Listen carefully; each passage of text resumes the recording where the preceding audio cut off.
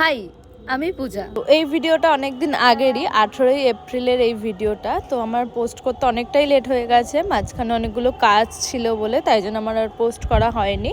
তো আজকে যাব হচ্ছে আমরা ত্রিবেণী, আমি আর দিদি যাব হচ্ছে ত্রিবেণী। তো আমি এখানে রেডি হয়ে বেরিয়ে পড়েছি ওর বাড়ির উদ্দেশ্যে, কারণ ওর বাড়ি থেকে আমরা গাড়ি করে যাব হচ্ছে আমাদের ব্রাইডের লোকেশানে। আজকে দিদির একটা ব্রাইড ছিল, তো ব্রাইডের লোকেশানে আমরা যাব। তো এখানে আমি দিদির বাড়িতে চলে এসেছি, তারপরে দিদি আর আমি গাড়ি করে চলে যাচ্ছি এখন ত্রিবেণীর উদ্দেশ্যে।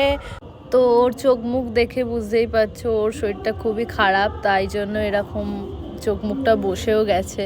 তো তার ওপর একটা কাজের প্রেশার তো থাকেই।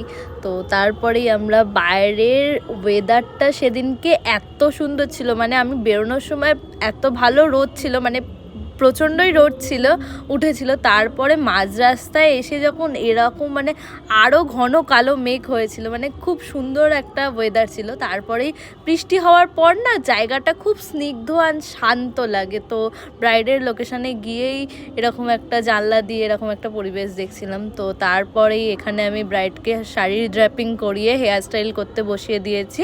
দেন তারপরে আমার হেয়ার স্টাইলের পর দিদি এখানে বসিয়ে দিয়েছে দিদির মেকআপ করতে।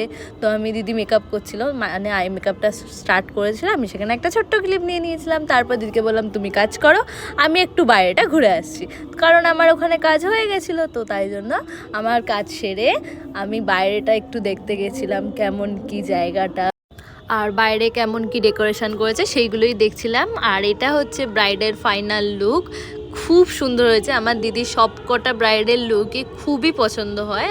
তারপরেই আমি ব্রাইডের জুয়েলারিগুলো পরিয়ে দিই। তারপরে দিদি ব্রাইডের কয়েকটা ছবি নিয়েই আমরা ওখান থেকে বেরিয়ে যাই বাড়ির উদ্দেশ্যে।